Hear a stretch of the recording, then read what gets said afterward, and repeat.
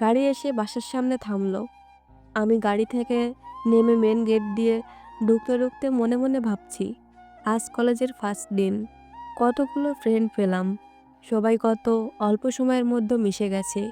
সবাই খুব ভালো। এইসব ভাবতে ভাবতে বাসার ভেতরে ঢুকে পড়লাম। বাসায় ঢুকে দেখি আম্মুর ড্রয়িং রুমে সবাই বসে টিভি দেখছে। আমি দৌড় দিয়ে এসে আম্মুর কাছে আসলাম। ব্যাগটা একপাশে রেখে আম্মুর গলা জড়িয়ে ধরে বসে পড়লাম। "কি রে মিম, তোর কলেজের ফার্স্ট দিন কেমন লাগলো?" "আম্মু, খুব খুব ভালো। আর অনেকগুলো নতুন ফ্রেন্ড হয়েছে জানো, সবাই খুব ভালো।" "তাহলে তো খুব ভালো। কারোর সাথে দুষ্টামি করিসনি তো আবার?" "ও, একটা কথা তো বলা হয়নি, শোনো।" তারপর কলেজে ঢোকার সময় আরিফের সাথে কি কি হয়েছে সব আম্মুকে বললাম। "আম্মু, তারপর কিন্তু আমি ভুল বুঝতে পেরে নিজে থেকে সরি বলেছি। এখন আমরা সবাই ফ্রেন্ড।" "হুম, ভালো করেছিস। এখন যা, কলেজ ড্রেস চেঞ্জ করে ফ্রেশ হয়ে আয়। আর যাওয়ার সময় যে বলে গেলি ক্যান্টিন থেকে কিছু খেয়ে নিবি, কিছু খেয়েছিস?" "আসলে আম্মু, আজকে কলেজের ফার্স্ট দিন তো, সবার সাথে ঘুরে ঘুরে দেখতে গিয়ে খাবার কথাই ভুলে গিয়েছিলাম।" "হুম, সেটা আমি জানি তো।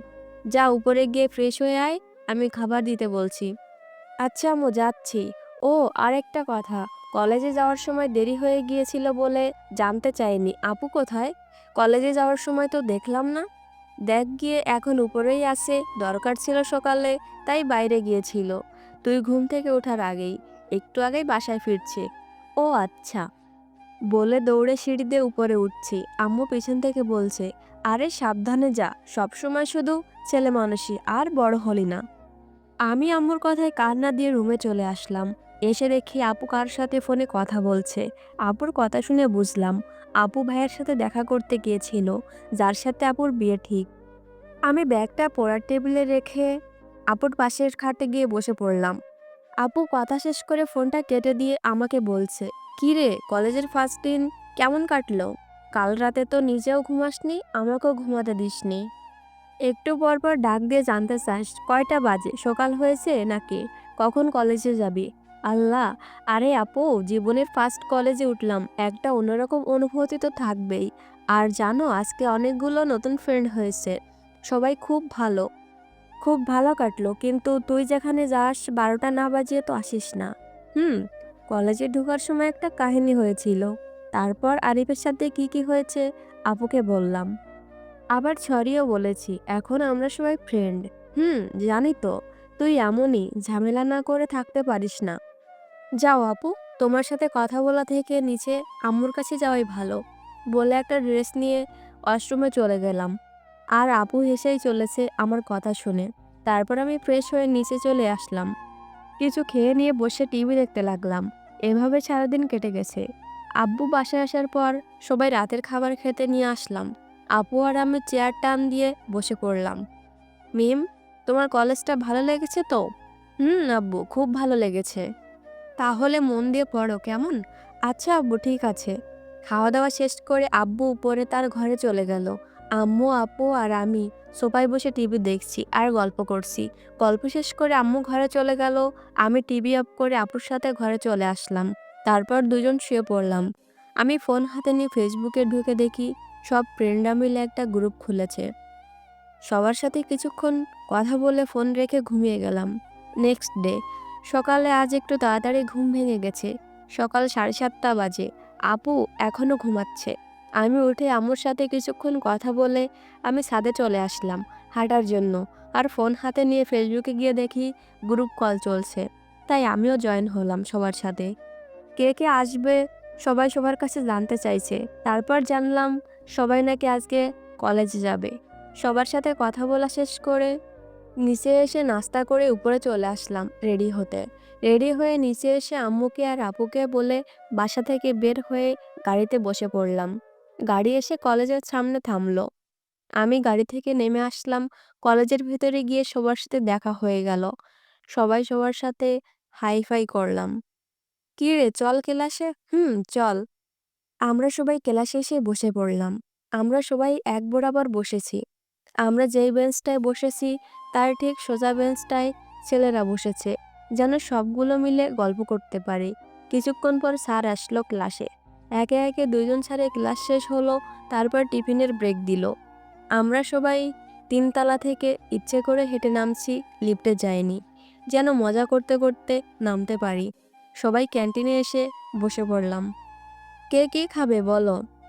কেউ ঠিক করতে পারছে না, তাই আমি বললাম, আচ্ছা তাহলে আমরা সবাই মিলে সমোসা খেলে কেমন হয়? এটা তো কম বেশি সবারই খাওয়া হয়, তাই না? হ্যাঁ, গুড আইডিয়া। এটা তো আমার পছন্দ অনেক। হ্যাঁ, সাথে সবার জন্য একটা করে মোজো। জমে উঠবে। হ্যাঁ, সেই। এখন কেউ একজন গিয়ে অর্ডার দাও। আমি যাচ্ছি। আরিফ উঠে গিয়ে বলে আসলো, টেবিলে সবার জন্য ২টা করে সমোসা আর একটা করে মোজো। সবাই হাসি মজা করে খাওয়া দাওয়া শেষ করে ক্যান্টিন থেকে বেরিয়ে আসলাম। এসে কিছুক্ষণ হেঁটে ক্লাসে এসে বসলাম। তারপর আর একজন ম্যাম আসলো। আজকে ৩টায় ক্লাস হয়েছে, এখন ছুটি দিয়ে দিল। সবাই এবার লিফট দিয়ে নেমে আসলাম নিচে। তারপরে গেটের সামনে এসে দাঁড়ালাম আমার গাড়ির কাছে। কিরে মুবাশশিরা, তোর গাড়ি এখনো আসেনি? না রে, চলে আসার কথা তো ছিল।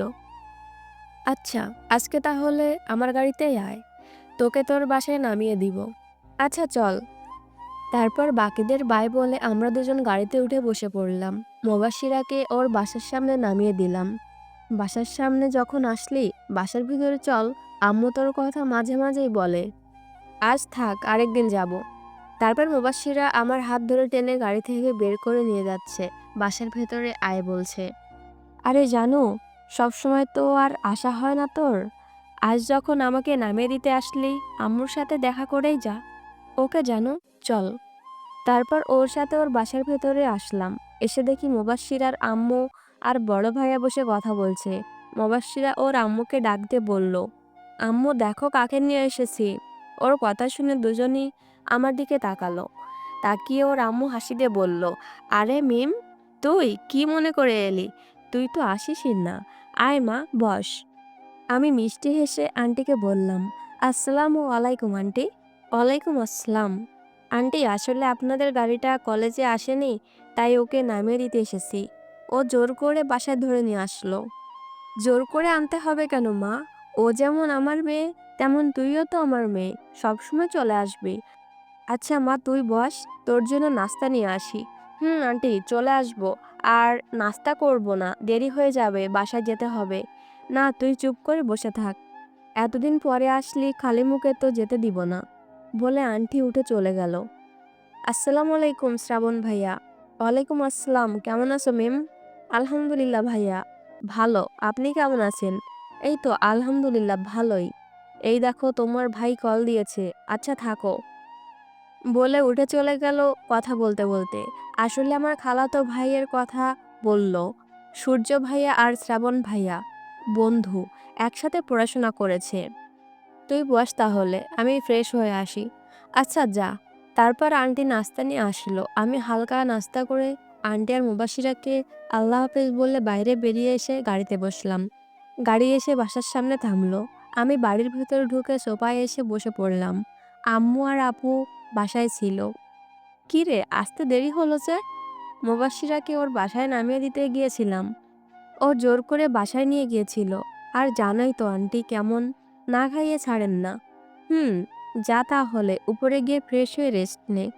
আচ্ছা আম্মু, আর আপু কি করো? এই তো টিভি দেখছি, তুই যা ফ্রেশ হ, আজ বিকালে বের হব তোকে নিয়ে। সত্যি? এখন যা রেস্ট নে। তারপর রুমে এসে ফ্রেশ হয়ে শুয়ে পড়লাম।